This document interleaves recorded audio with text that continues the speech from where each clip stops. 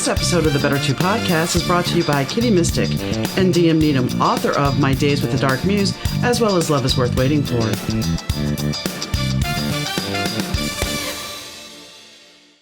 Hi, gang. Donna here. Thanks for tuning into the Better Two podcast. Today's guest is Melissa Oatman. Melissa and I talk about grief, abandonment issues, and, well, how she got married to somebody who she really shouldn't have married. And even though the signs were there, she still did it because she thought she was giving her twins the life that they needed. Stay tuned. Hi, Melissa. How are you doing today? I am so very well. Thank you for having me on your show. Well, I'm glad we finally got this together. I mean, there's been some snafus and finally it worked out, and it worked out the way it was supposed to. Exactly. So when we first started talking, you had mentioned that you had gotten married even though you knew you shouldn't. And that was kind of the way my first marriage went as well. But tell me about your experience with that. So I met my partner whenever I was in my early 20s. And it started off as a great relationship. You know, I remember thinking the whole time, like, oh, this guy's too good to be true. And it turns out he was, because he wasn't at all who he seemed to be. And the more we got into the relationship, the more I started to see like red flags. But back in those days, I kind of ignored all of the red flags. I had enough of them that I could have made my own quilt with them, but I ignored them. And we really progressed quickly into a relationship. And so it ended up that I ended up pregnant with twins. Wow. And that was unexpected and big oops, you know. So I tried to create a life for them that I thought was best. And so that included marrying their dad. And the whole time I remember getting ready for the wedding, my dad said to me, oh, you don't really have to do this. And in my head, I'm thinking, yeah, I don't really want to do this. I don't know why I'm doing this. I thought it was the right thing to do at the time. You know, I just thought, oh, it would be better for them. And I even remember walking down the aisle, I kept tripping over my dress. And I think that was probably the universe going, no, stop, go back. Mm-hmm. What are you doing? But I did it anyway. And we were only married for probably 6 months. And it got to the point that I was so depressed that I didn't even want to wake up in the morning. I didn't want to get out of bed in the morning because he was more verbally than anything abusive. In one sentence, he would call me names that were horrible that I've never even had people call me before. And then in the next breath, calling me an angel. And it was just confusing. I thought I was crazy. Like, what is happening? And my family could see it. They didn't really care for him, and they knew that something was wrong. And I just kind of felt like a zombie. And that's exactly how my family described me. They said you would come over and visit and you would sit in a chair and it was just like a blank wall. You know, you didn't really respond to things. And I think that was like a disassociation. Like I felt like if I didn't feel anything, then I couldn't feel when he was causing me pain, emotional pain. The only problem with that is then I also didn't experience the joys in life, like having young twins who make you laugh and smile. And so one day I thought it wasn't fair of them to have a mom who was just disconnected and not even there. So I decided to ask for a divorce, and it was very frightening because, again, he was like 6'4" and 250 pounds, and I'm 5'0" and you know, this little person. So it took a lot of courage to stand up for myself and to walk away from that situation. And it didn't get a lot easier after that because I still had to co-parent with him. So it was several years of me learning how to stand up for myself, how to set healthy boundaries for myself. It took a long time to learn how to play the game, or to realize that if I didn't play the game, it wasn't fun for him anymore. And so he stopped harassing me and trying to use the kids to get to me. And it led to me going through a couple of what I call like a spiritual awakening, trying to figure out what's my purpose in life. There has to be more to this. So it actually led to me creating my own podcast. I started searching for answers. What's the meaning of life? What am I supposed to be doing in this world? I didn't come here just to be miserable. And I started studying and researching, doing all of these things I became a Reiki practitioner. I'm also a teacher, just a public school teacher by day. So it was all about wanting to help people. And so in learning and healing myself, I ended up creating this podcast called Awaken Your Inner Awesomeness to help other people learn how to heal with more grace and ease and just to live their best lives. And then wrote a book called Beautifully Broken, which is my story. It's part my story of how I survived divorce and the whole situation.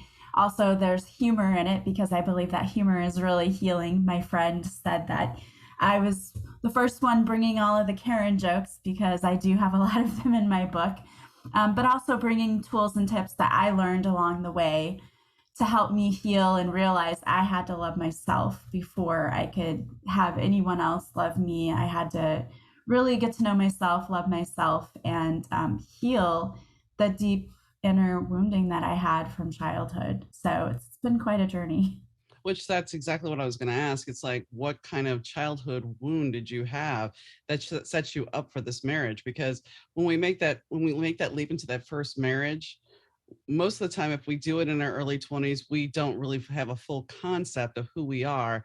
And I don't want to say we're looking to get out the house because I wasn't. It's just a matter of there's some kind of core wound, the Chiron issue, Yeah. that is kind of bubbling under that even when we think we've defeated it, it still comes back. So what was Yeah. yours? So my parents divorced when I was 3. And I'm also technically the middle child because I have a twin sister, but she was born with partial nerve deafness and wore hearing aids. So I had an older brother who's 4 years older, and then I have a younger sister. And I always kind of felt like I had to take on the role of peacekeeper in the family because, my parents divorced, even though later and eventually they got along great, even up until my mother just recently passed and even up until the end. But when we were kids, it was very contentious and for understandable reasons, but we always kind of felt like we were in the middle, or at least I did. And I always felt like I had to keep you happy, I have to keep you happy. And so I became the people pleaser. And that was the role that I took on. I also think I probably had like abandonment issues because my dad leaving when I was 3 and then moved away when I was 9. And so even though he moved away for his job and even though I talked to him on the phone once a week, like he wasn't physically there for the day-to-day stuff that, you need your dad for. And I think just in general, not really knowing who I am because as a middle child, you sort of take on that here, like I need to be seen and heard, and you feel like you're not in a family, and it just naturally sort of happens that way. So for me, I think it was those deep issues of feeling like I had to live up to a certain standard so that I would be seen, and also the fear of just being abandoned and that I wasn't lovable. So I had to work on all of those issues, which I did. Well, like one of the first things I did, well, I started counseling, which is great. They said, here are your issues, but it wasn't so great with this. This is how you solve those issues. I feel like I only got so far and it's like, okay, you're just saying the same thing over and over again, and it's not really helping. So I started seeking the spirituality aspect of that. And I took a course on self love Mhm. and learning how to flip the script, if you will, like stop beating yourself up and learning how to love yourself and be your biggest cheerleader, and learning about attachment styles and how the way that we attach to our parents has a big effect on the way that we attach to other people, and learning about what a healthy attachment is and what an unhealthy attachment is. And I kept finding people who realized that I was a people pleaser and a giver and would take, take, take, take, take. And then I was left completely depleted in the relationship and even lost myself in the relationship. So I stayed single for a long time, not even dating, just to work on myself. And then got back out there again and have realized, that now I'm dating on my terms. And as soon as I see those red flags, now I can recognize it and move on and realize that what's meant for me and what's for me is going to work out, and it's not going to be the struggle, and it's not going to be what it's been in the past. And so that's helped me actually in a lot of areas of my life. And I mean, that's the thing. I don't think a lot of people look at the divorce, they think, oh, we got a divorce, doesn't matter. But it has a long-term effect on the child. And Mm-hmm. nobody Yeah, really realizes that. yeah, it really does. And even with my own children, realizing I wanted to get away from my ex so that they wouldn't see the abuse. But then he went on and got married again and did the same thing to his next wife. And so they saw it anyway, and they were around it anyway. And there wasn't really anything that I could do to keep them from that, because the law states that they Right. have to be able to go with their dad. I mean, we even went to court, and I tried to say, look, this is detrimental to them, but they don't care. And actually, my ex ended up committing suicide a couple of years ago, because there was a lot of, I think, mental illness going on there. And sadly, my kids were around that. So, they're doing counseling and therapy and things too, because I think we have to recognize that mental health is so super important, and it's important to heal yourself from all of the things you've gone through. Life is not easy. I don't think anyone skates by. No, and what you were describing when you were describing your ex, it sounded a lot like my mother, because my mother would be one minute your champion, the next minute you were Satan.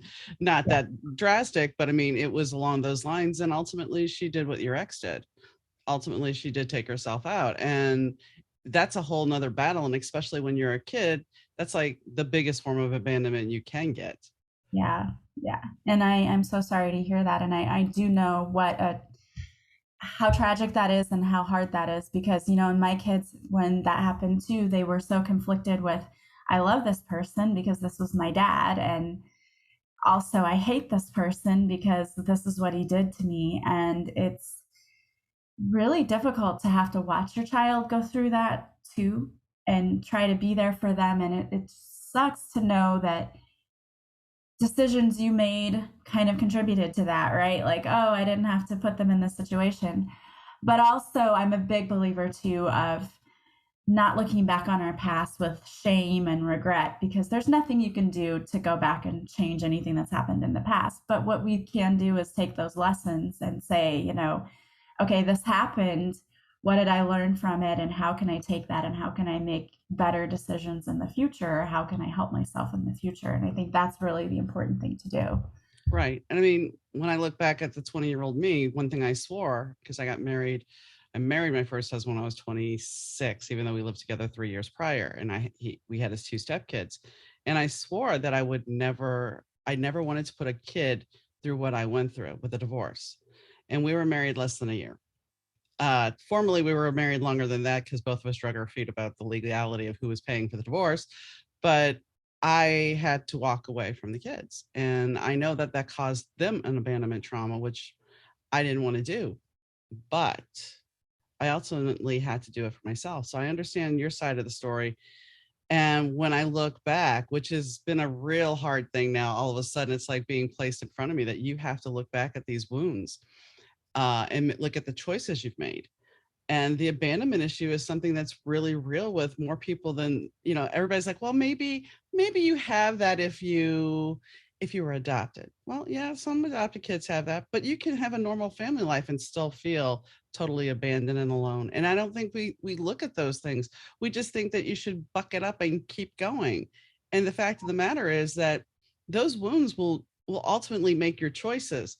I mean, I look at my last marriage, and I had a wonderful husband. We had 16 wonderful years. However, when we first got together, he told me, he's like, I'm going to die. And I'm like, yeah, well, I could die tomorrow too. I put it off. But then subconsciously, I have to ask myself, did I set myself up knowing already that he was going to eventually abandon me? Yeah. I don't think, normally you don't think like that. But then when you start unpacking your little issues, you go, well, wait a second. Did I set myself up for this? I had 16 years with him. Some of them were great. Some of them, because of his illness, weren't. But I had somebody love me unconditionally. So it wasn't like it was the most horrendous marriage. But did I set myself up knowing this? But the truth of the matter is, there's a chance no matter who you get with, the relationship's not gonna last. Mm-hmm. Well, and I think, it's my belief that we come here to learn certain things. And Mhm. for many of us, we signed up to deal with the abandonment issue. But what I think we don't always understand is that it starts with us when we abandon ourselves, and we abandon ourselves when we're being inauthentic and when we're not living our lives the way that we want to live it, and we think we have to live up to everyone else's standard of what we should be or who we should be. That's the first moment that we actually face abandonment, is when we're not true to ourselves. And we learn that from a young age because we seek validation from everyone else. It starts with your parents, right? You want to make them proud, you want to make them happy. And I heard a psychologist talking not too long ago, and I loved what she said, because she said, as parents, what we should be saying to our children is not, I'm proud of you, but you should be so proud of yourself. And then follow it with, I'm proud, because we should be teaching them to be self sufficient and seeking validation from within instead of from others, because I think that is one of the main reasons we end up in relationships that fail, because we're trying to seek our worth in someone else. So we need someone else to tell us, you're beautiful, you're smart, you're talented, you're this, you're that, when we should be feeling that way about ourselves. And when we fill ourselves up, then when someone comes along, it's like they can compliment us. I hate that saying, like, you complete me. Like, nobody should ever complete you. You're a complete and whole person yourself. Someone can compliment you, but it's like in a relationship, if you imagine two circles, they should touch, but they should, and maybe like a Venn diagram where they overlap a little bit, but there should still be part of that circle that's outside of each other, so that, you have this life. You don't just completely abandon your friends and your family and just solely are consumed in this relationship. And so much of the time, that isn't how it is. People feel like they have to be completely consumed by their partner, and that's not healthy. And those unhealthy attachments, that's when the trouble starts. Yeah. And I mean, but that's the way people want it. Unfortunately, it's like that's what we're taught, that, the fairy tale prince is supposed to come in and rescue the princess. Right. But that's not the truth. And I've brought this movie up. I don't even remember the name of it. It was a Hugh Jackman movie. And it talks about they have this machine where they can go back and look at past memories. And so he's on a date with this girl, and this girl's like, tell me a happily ever after. And he's like, well, that would have, or a happy ending. And he's like, that would have to be in the middle of the story, because ultimately the happy ending, somebody dies, the relationship ends. So it has to be in the middle of the story. But yet, and I'm an author, just like you, it's like everybody wants that happily ever after. It's like, it Mhm. doesn't work that way. We're here to be who we need to be and experience life with many different people. Now, I'm not saying many relationships as far as romantic, but we're here to grow. Somebody, somebody yesterday was talking about trigger warnings, and it kind of hit me that all this talk about trigger warnings, and yes, there's a lot of triggers out there, but the fact of the matter is, if it really triggers you, it's because you haven't done the work Mhm. and you're not willing to face it. Yeah. Yeah, those triggers happen for a reason. This is pointing you to what is still there, that is unhealed, and that you do need to heal. And I want to circle back to what you were talking about, when people think, oh, well, the many loves in your life. That word soulmate gets thrown around so much. And everyone always thinks when you hear soulmate, it's your other half and who you're supposed to spend your life with. But we have many, many different soulmates in our lives. Soulmates are just someone we've have a contract with, a soul contract. We came here to experience something in life, to learn and to grow. Sometimes they're our family, sometimes they're our friends, and yes, sometimes they're romantic people. And a romantic soulmate isn't someone that you're necessarily meant to spend the rest of your life with. It's about learning and growing. And I think, as you said, those triggers, people don't want to have to deal with that. I'll deal with that later. But as I talk about in my book, it doesn't go away. And you're just pushing it down deeper and deeper. And then one night when you're drinking too many drinks with your friends and you get triggered, you're going to ugly cry in a bar in front of people. And that's not always a cute little picture. And it's uncomfortable. So it's better to deal with what comes up as it comes up, and those triggers, even though we don't like them. They're very uncomfortable. They're very necessary because, again, it is showing you the work you still have to do on yourself. That's the thing. People, especially as we age, people will be like, well, an 18-year-old girl would never think like that. Oh, really? An 18-year-old girl wouldn't think like that. Yes, she would. She has, no disrespect to 18-year-olds, but I know 18-year-olds in my generation, we were willing to do things that most likely I would not do it today. I would not do anything like that today. But it's like, okay, back then, sure, I'll try that. But we don't. The thing is, we have to look back at our 18-year-old selves and our 20-year-old selves that made these choices, not mistakes. We have to say choices, because then you devalue what you did. And even though you did it and it may not have worked out, it still made you who you are. And I think that's the grace that we have with the choices that we make in our lives, that nobody really commends us. And one thing when you were talking about parenting, I remember being in my 30s and talking to my dad, because my mom was always notorious for going, one day, you can do anything you want. Okay. That you put your mind to it. All right. Positive, right?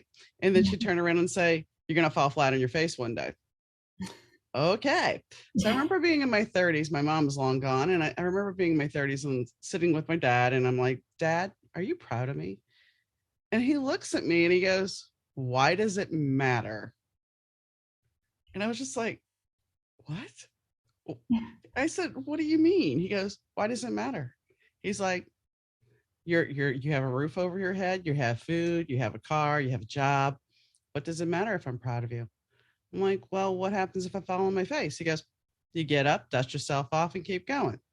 Now, that being said, my dad is a great man at avoiding things and avoiding his feelings, but it was still a nice piece of information. And it was just kind of like, if we taught our kids that you don't have to do that, you don't have to make me proud. But yet my mom was always the one, you better bring home this, you better bring home these grades. Okay. What do you want for your birthday? Good grades. Yeah, we set people up, and society does it too. We reward good behavior and we punish bad behavior. And well, with a social little media, bit. we have started to reward bad behavior as well. Oh yes, that's true. I mean, I'm a teacher. We've had these TikTok trends that, like, destroying public bathrooms. Like, really? Can we not do that? Wow. Yeah. But Wow. I think we're starting to maybe see a little bit. I'm hoping this new generation coming in too, that it's important to focus on other things, not like the material things, right? Like, you have to have this great job, you have to be married, you have to have 3.2 kids. We're seeing people coming in saying, no, I don't want that, like rejecting societal norms, which is actually a really good thing, because not everybody is made to go to college, because it's not where they're successful and they're not happy. The big thing is being happy. To me, success comes when you find things that make you happy and you're fulfilled. But we just keep shoving kids into college, like, you need to pick what you want to do for the rest of your life when you're 18. And as an 18-year-old, I was an idiot. So, like, why are you expecting me to pick a lifelong career at 18? Because I don't know what I'm doing. I had a friend whose kids were in junior high in Texas, and they were like, because they're part of the STEM program, they had to start looking at colleges in junior high. And I'm thinking, in junior high, I didn't know anything. Yeah. There's no way. And, Yeah. and to put that kind of pressure on a child or a teenager to be, they got enough pressure now. Not that we didn't, but they have more pressure on us with social media, and you need to look this, you need to dress this way. And then we have the whole, some people follow reality TV. And the truth of the matter is, most of that is, at least, if not scripted, some shows are scripted and some are manipulated. Right. So it's not reality, but we've taught bad behavior because of it. Yeah, and anxiety levels in kids are just through the roof these days. And a lot of people, they complain, oh, this new generation, oh, millennials. And we didn't have to deal with all of the things they had to deal with. We didn't have to do active shooter drills in schools. And Mm-mm. we didn't have to worry about if I did something dumb and someone recorded it, it went on social media and everyone saw it. We didn't have to worry about those things. And I do believe that social media, phones, all of those things have contributed to the levels of anxiety that we're seeing in kids. And it's really sad.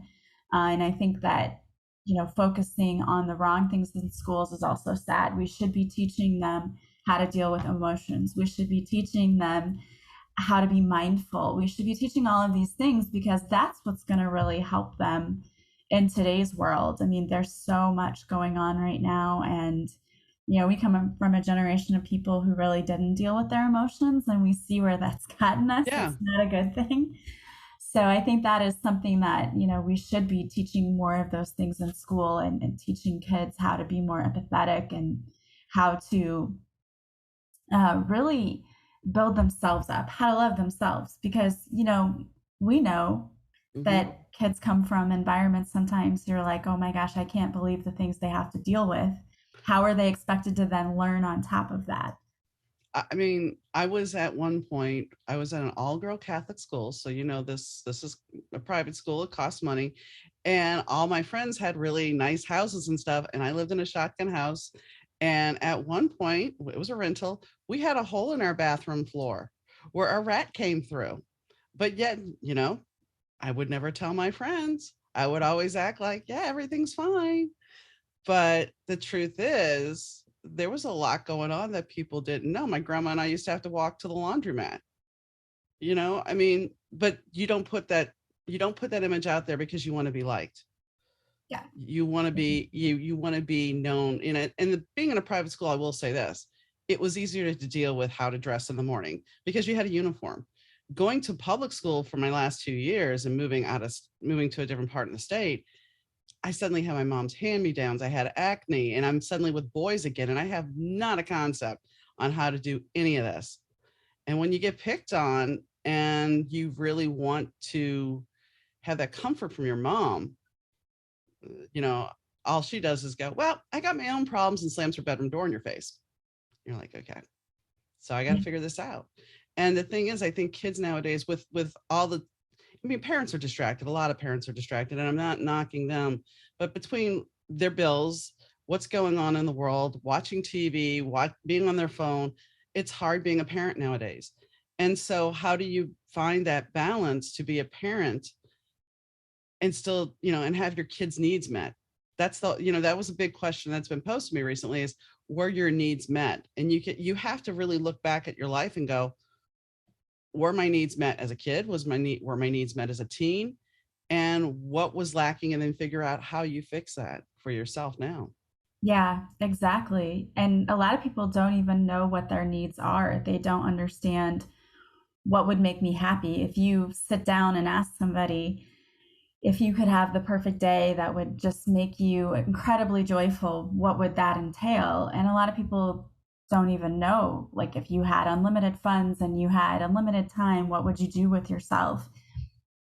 Some people can't answer that question because we just don't even know ourselves. I think we run from everything. And like you said, it's very easy to disconnect with social media, with our phones, with Netflix, all of the things that we have. It's easy to distract yourself.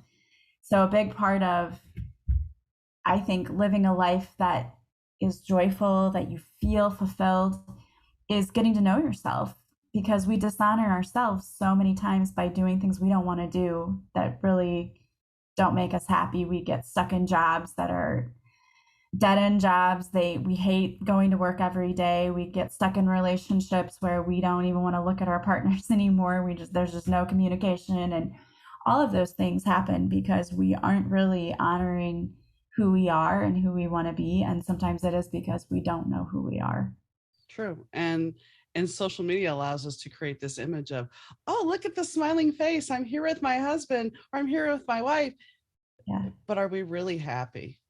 Yeah. Or are we putting on this picture? I remember people telling me about my first marriage that you and your husband, you're going to have a bunch of kids. I see you guys lasting forever. And another friend of ours, they were like, oh, you guys won't make it. They made it a little bit longer than us, I think by 3 years, but we didn't. They were like, I see you having lots of kids. Guess what? I have no bio kids. And I mean, these were just friends who saw what they wanted to see, the perception that was painted for them. And it Yeah. wasn't that we were putting on airs or setting it up that way. It's what they read about our relationship, what they saw. But I can look at pictures that we took at like the photo studio or whatever.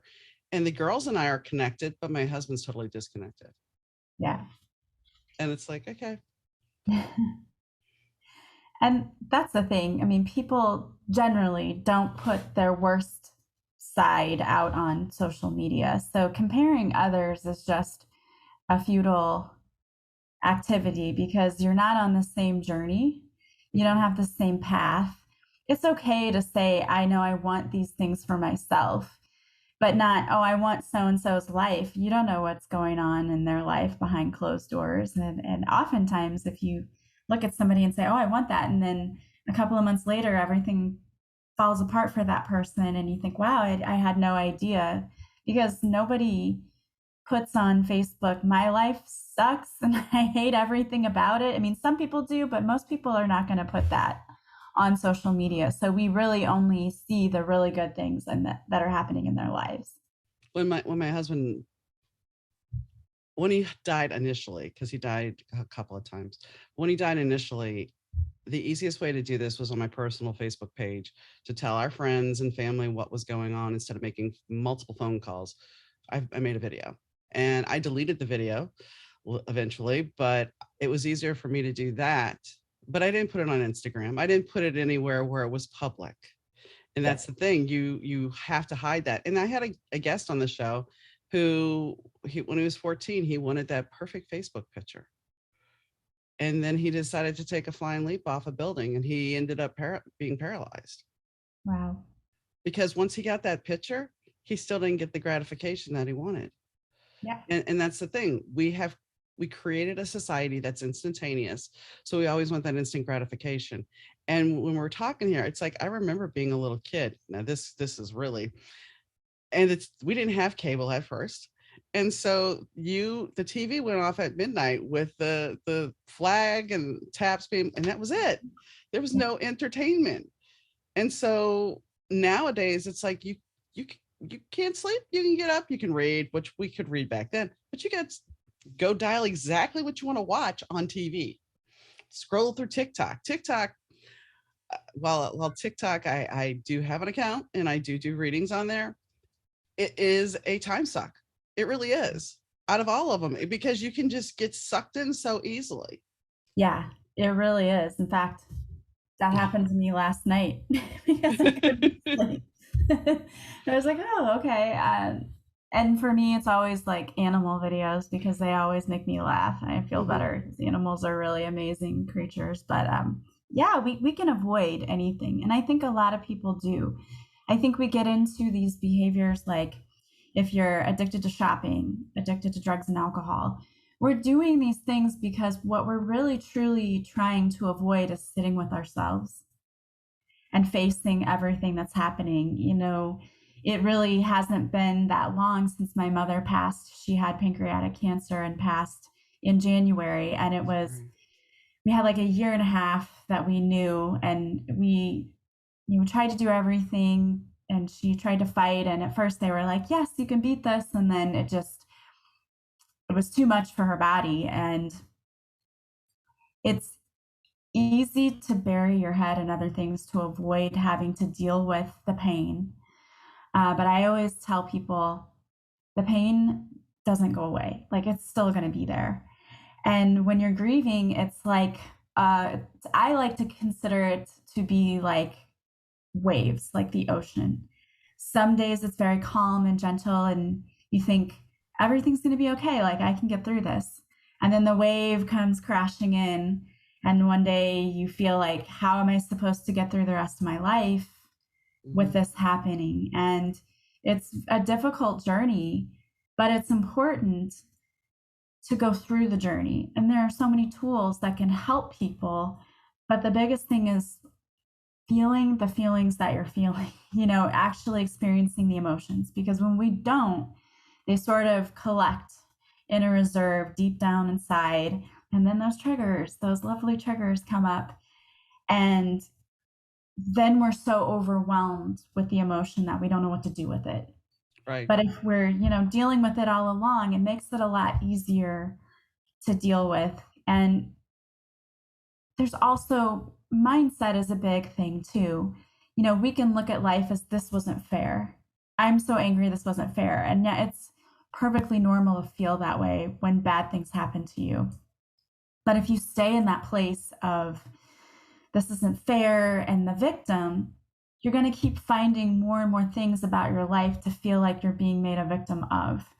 If instead we can shift that and flip the script a little bit, and for instance, with my mom and that whole situation, instead of looking at, oh my gosh, this was such a huge loss, look at what we lost, I look at how much we had. Look how much love there was. They say the bigger the grief you experience, it was because the love was so big. And if we can look at, I can look at, I'm going to have this many more years without my mom. Or I can look at, I had this many years with her and we experienced all of these beautiful and amazing things. I can choose what I want to focus on. And I think that if we decided to do that instead with everything that happens in your life, it doesn't have to be death, but let's say that, you lose a job. You can say, look what I lost, or you can say, this is an opportunity for me to have something better. Maybe the universe was trying to point me in a different direction because I wasn't on my path. Maybe this wasn't my purpose. So we can look at things in a different way, and that helps, I think, too, to shift some of that negativity and the pain and the things that we're feeling. I think for me, it helps to try to look at things differently. Mm-hmm. And I mean, I know it's not an easy journey when you know that the person. I was told in September of 2019 that my husband was on borrowed time. And the fact is that the doctor did not tell my husband this. I went to pick him up from the hospital and I'm like, did somebody talk to you? Oh, they said everything was fine. And I thought to myself, I love him dearly, but I am not going to be the one to tell him this. I mean, he already knew he had heart trouble and kidney problems and stuff. So it wasn't that it was something unknown, but still, I'm not going to be the one to tell him that the clock is ticking. Mm-hmm. So one of the physician's assistants came in that I knew, and I'm like, look, I pulled her out in the hall. I'm like, no one told him. So she told him, and he had a panic attack on the way home. Yeah. And he ended up back in the hospital because he wasn't breathing. He was having problems breathing and everything else. And I remember coming home that night and writing as if I had lost him. And it ended up morphing into one of my characters for my story. But after that time, until he died, like about 2 months before he died, I started writing a piece as a widow who lost her husband. And it wasn't that I consciously made that choice. It was just where the characters were leading me. And my husband would come by and he'd be smiling at me and I'd be bawling my eyes out. And he'd stop at my doorway of my office and I'd just look at him and smile and quit crying. And then he'd go back and I'd start crying again as I was writing. So it was like I had already started grieving before, but that did it make it easier? Sure. But then there was another whole caveat that, like you said, it comes in waves. And some days you think, okay, I've managed this. And then an anniversary will hit. Mm-hmm. And somebody asked me, because for me personally, I counted that whole first year. It's like, okay, we're 1 month. It's been 2 months. And some people ask me, they're like, well, why do you count it? It's like, because you're counting it because it's like, I've survived this long without this person. I've made it through this long. And I just hit the 2-year mark last month. So it's like, it's hard to believe it's been 2 years, but I have survived it and I will continue on. And that's the thing. It's like, you're trying to, it's not that you're avoiding depression, you're just making a mile marker that I've survived. Mm-hmm. Doesn't diminish anything, doesn't diminish your feelings or anything, but I survived and I will continue. Exactly.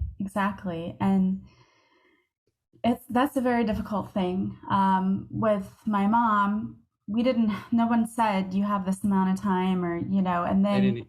when we were in the hospital, all of a sudden a doctor came in and said, you maybe have 6 months, and we didn't know anything at that point. And we were angry, and she passed a few days later. So it just, there's no, and I think the lesson in that is we're not guaranteed anything in life. No, no. And you have to live in the present moment fully every day and appreciate what you have, because it can be gone tomorrow. And I think part of the lesson of those losses is learning how to, again, be in the present and to appreciate the love that you have when you have it, or the thing that you have when you have it, because anything could happen. And we're learning that so much. I mean, with COVID, Mm-hmm. everybody's lives were just flipped upside down. People lost jobs, people, lost loved ones, and people lost their health.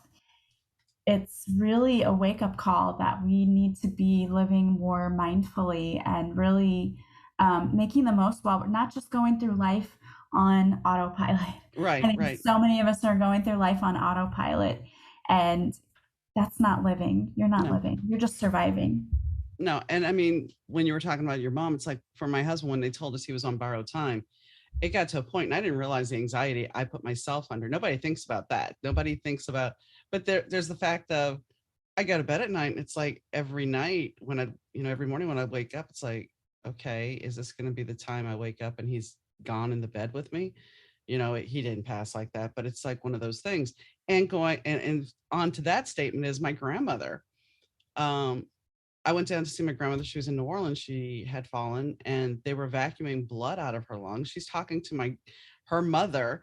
And that's never, as an intuitive, this is not a good sign. This means Yes, it's time right. she's gonna go. They're like, well, can we operate on her leg? Because I'm like, that's fine. Okay, she makes it. I'm like, okay. So she wakes up after the surgery. This is like several days later. Her lungs have kind of calmed a little bit. They're like, we're gonna have to put her in hospice. I'm like, okay. So put her in hospice. Katrina happened. Well, she got kicked out of hospice. I should say this first. She got kicked out of hospice, went to a care facility, Katrina came, got kicked out of there, and then came to live with us. And she was in a care facility up here because she needed to learn how to walk again.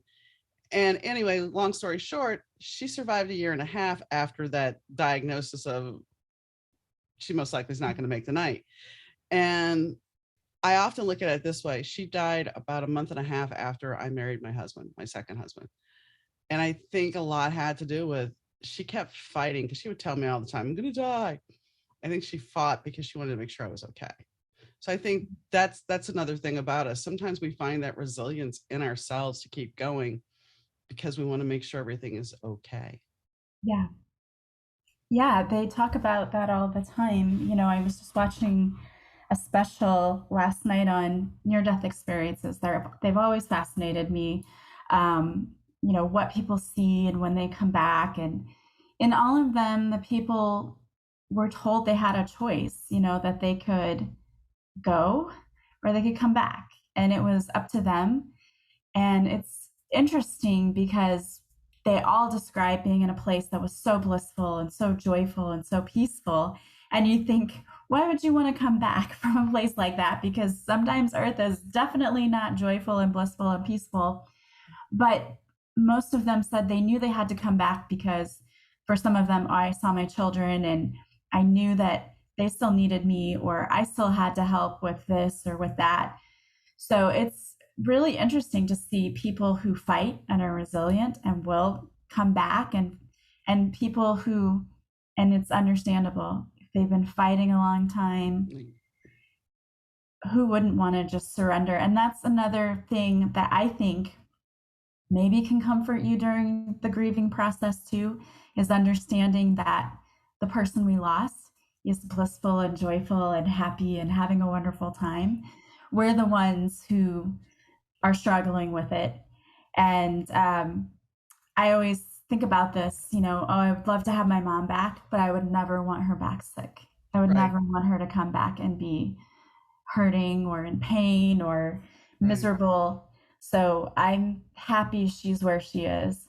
It's just, I have to get to the place where I can be okay with that. Hmm.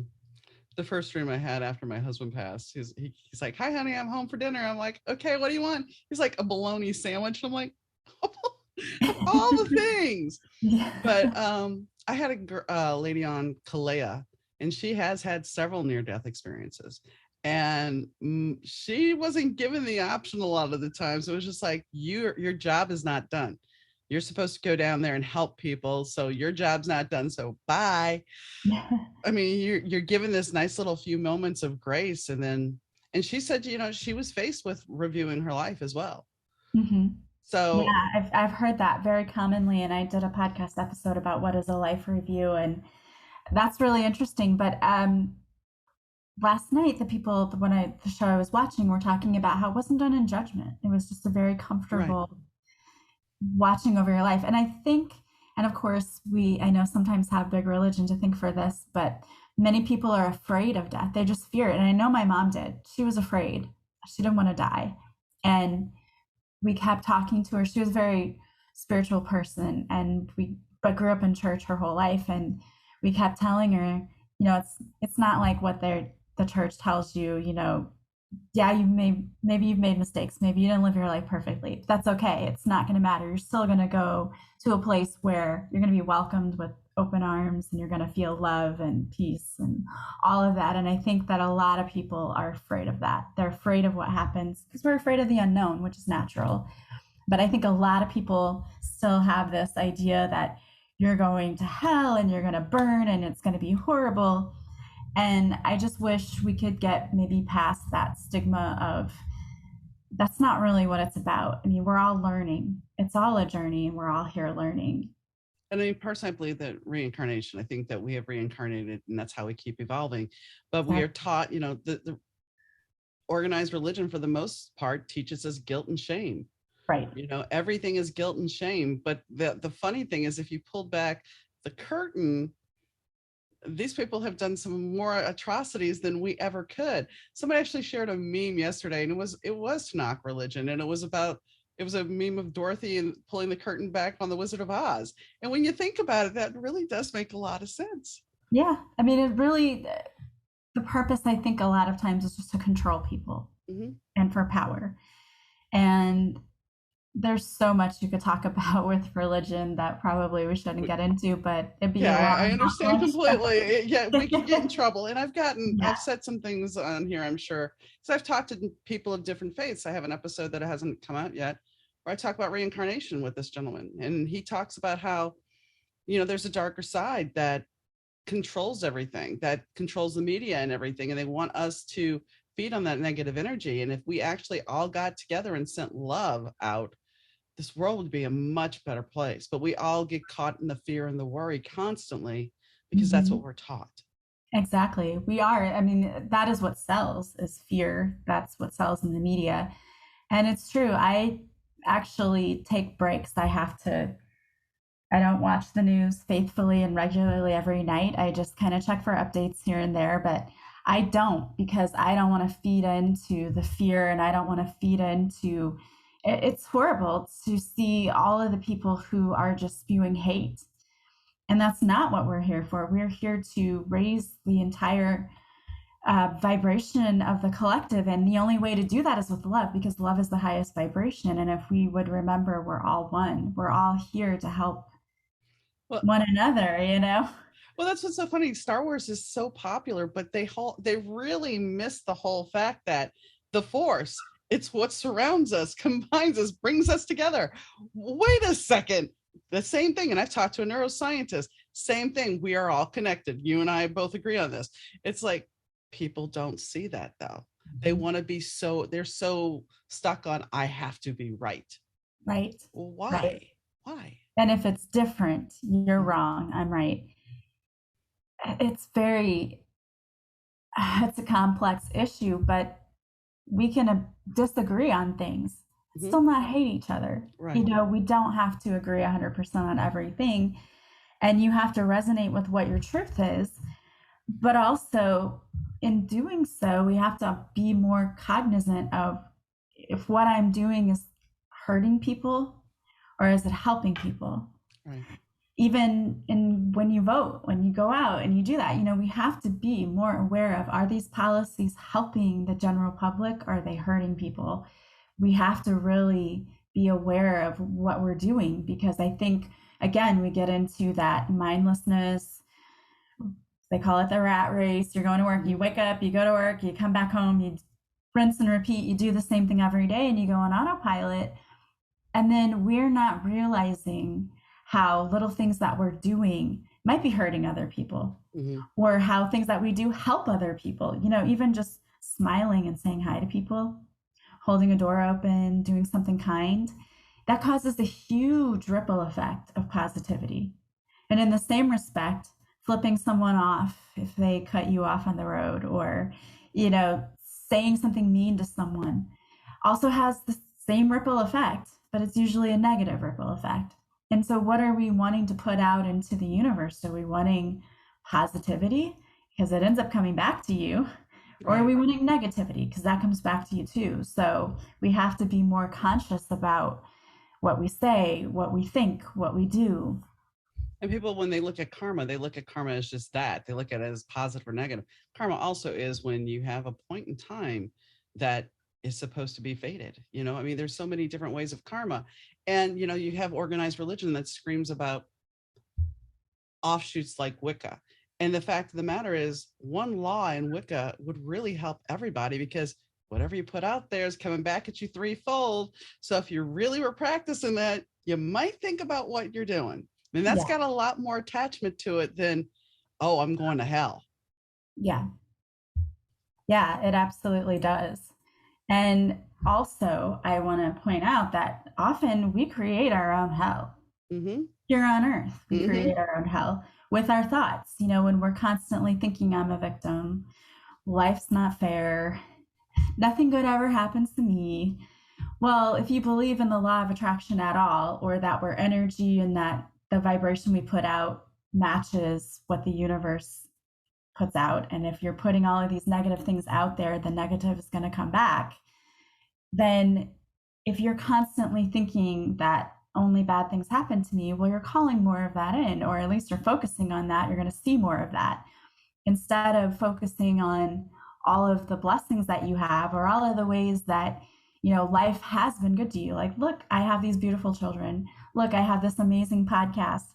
Look, I have this beautiful backyard, and I get to sit outside and have my coffee and watch the birds every morning. Those little things, and showing gratitude for the things that we have, raises your vibration and brings in so many more things for you to be grateful for. And at the very least, it points your attention to all of the amazing and beautiful things about life, which I think is a big lesson from the universe too, is look around you. Look at the amazing things that we've created. Because for most of us, we have these blinders on, and we're just, I gotta go to work, I gotta come home, I have to do this. And we don't see the amazing and wonderful things that are all around us every day. I was listening to an Instagram live yesterday with Zach Levy. He played Chuck, and he's Shazam. And he was talking about, because he just wrote a book about his own mental health journey. And he was talking about that negative thought pattern. He's like, that's not us. That negative loop there, he didn't say exactly like that, is not us. We just listened to it. We didn't put that in there. And that's the thing. That's what we really have to kind of, our ego. It's funny because, back in the 80s, the ego was, you are an egomaniac, you are conceited, but the ego is really more a darker thing about trying to protect you. And it's like, so all those negative things that your parents would tell you, dare I say, that to dumb it down would be the stove analogy. Don't touch the stove again. Well, everything is a stove according to your ego. And it's like, we're going to send you to go bowling now. We're going to put the little inflatable tube so you don't hurt yourself. But we're not put here on this earth to be just going down a bowling alley lane. We're supposed to go into the gutter occasionally. That's how we learn. Right. And we have to turn off that negative talk and live in gratitude. That is very important. Yeah. But we I saw a guy who had an amazing shirt, and it said, ego is not your amigo. And I loved it. I'm like, yes. That is good. That is good. And it is the fear-based thinking that creeps in, and it's learning how to tune it out. Well, in the younger generations, that's the thing. When you go back to your teachers or your parents, going for that outside validation, when you didn't get the outside validation and you thought you did something wonderful, there's that fear that's been placed, or that worry that has been placed because you didn't come to meet my expectations, which is a whole nother caveat, because it's like, whose expectations are you living for? Are you living for your expectations, or you're living for everybody else's? And that goes back to the people pleasing. Yeah. And you'll never reach satisfaction or fulfillment if you're always looking for validation from others, because once you get it, you're like, okay, what's next? Who's next? What am I going to do next? It has to come from within. And I think for a lot of people, the difficulty is knowing how to validate yourself. How do I do that? Well, you do that by being proud of everything you do, rewarding yourself. And when you make mistakes, and as you said, there are no mistakes really, because it's all on purpose. We do things, fail just means first attempt in learning. It means it didn't work this way, so I should try it another way. Or that doesn't work, so I'm not going to do that again. I'm going to do something different. It's just learning from everything that we do and understanding that if you make a mistake, what's the first thing that happens? People feel ashamed, right? I'm so dumb. I made that mistake. Learning how to let that go. You got to let that go. Not, how I can't believe I did that. Now I feel so ashamed. Look, that happened. Okay, moving on. Now, from this day forward, I know that I'm not going to do that same thing again. Or if that happens again, I'm going to react in a different way, but learning how to leave the guilt and the shame of it behind. And I have to, this is going to be slightly off topic, but it's not. So you channel, and I know you channel, and Yeah. I'm intuitive. And the fact is, people would look at us and go, because this is the same argument. You've seen the meme, I'm sure, of, well, if you're intuitive or channeled or whatever, you should be able to get the lottery numbers. Well, here's the thing. Even though you're a channel or I'm intuitive, we don't necessarily always listen to our own selves. We may see the big glaring stop sign, the wedding dress. My first wedding, the cake collapsed, the minister couldn't get the door open. I mean, there was many signs. Yeah. But did either one of us listen? No. Now, as we get older, sure, we listen a little bit more, but there's still, if we want something, we're still willing to touch that hot stove. Yeah. But it doesn't devalue your gifts.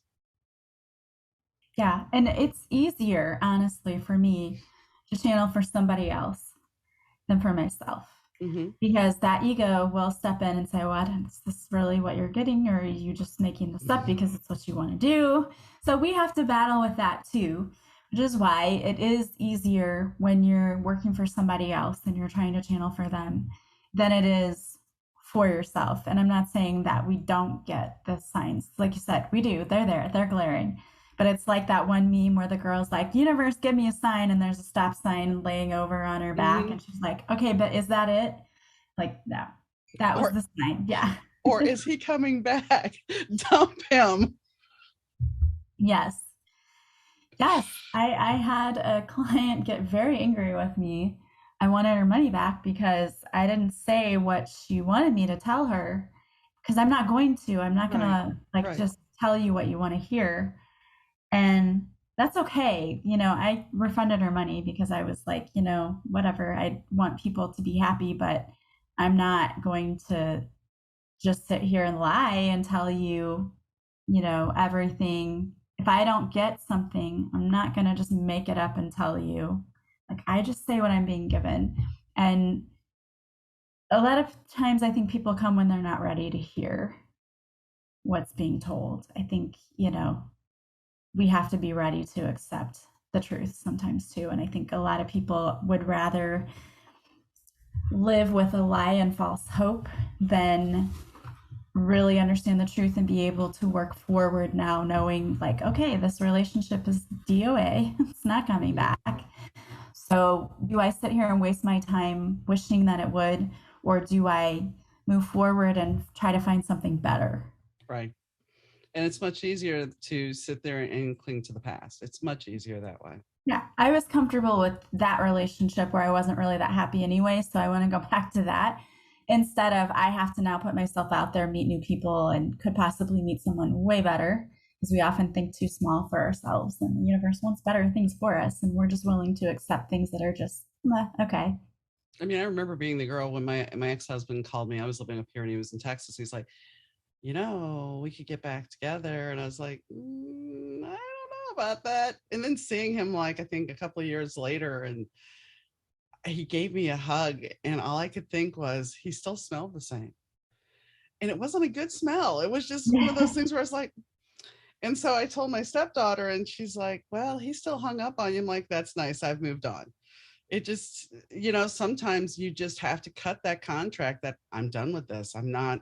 And I think when you get into a romantic relationship, there is a soul contract somewhere there, because you were brought in to teach lessons, vice versa.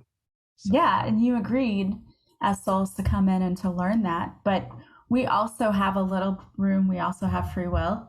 Mm-hmm. So even though we have the contract, you can get out of it if you've learned the lesson and you want to move on. And I think that, I don't know if it's a subconscious thing, but I think a lot of people stay way too long where they know they shouldn't be, out of some sort of feeling of obligation, like I have to meet this contract. But the truth is, if you have learned the lesson that you came here to learn with the person, you're free to move on, and you've fulfilled your obligation. You can move on and experience something else, because I think we do get hung up in that I have to stay. Yeah. Well, on that note, all the show notes will have your links for your podcast as well as your book. And I thank you for coming on the show. Thank you so much. So Melissa and I had an interesting conversation, and we talked about a lot of different things, and healing our traumas is a major thing. And I think it's something that we aren't taught how to deal with. And we should be experiencing more love in this world instead of the fear and the worry. We do need to flip that script in our head that keeps us stuck, that keeps us making these choices that we shouldn't make, because, well, as I said, you don't want to go bowling with the bumpers in the lane. You want to, if you hit a gutter, well, then you get out the gutter. Although in bowling, I know not necessarily you will, but I think you get the point. The ball comes back and you get to start over. And isn't that the way life is? You fall down, pick yourself up, and you keep going. So Melissa has a book out in her podcast, and I think you should check it out. And anyway, I hope you enjoyed the show today. If you missed an episode and would like to catch up, you can do so by going to better2podcast.com. That's better2podcast.com. And our social media links are there as well. If you have any questions, comments, or concerns, or would like to be a guest on the show, please reach out to Donna@dmneedom.com. That's Donna@dmneedom.com. And as always, our sound is done by Rich Zai of Third Ear Audio. So I hope you have a wonderful day, evening, weekend, whenever you're listening. And I will catch you next time, guys. Bye.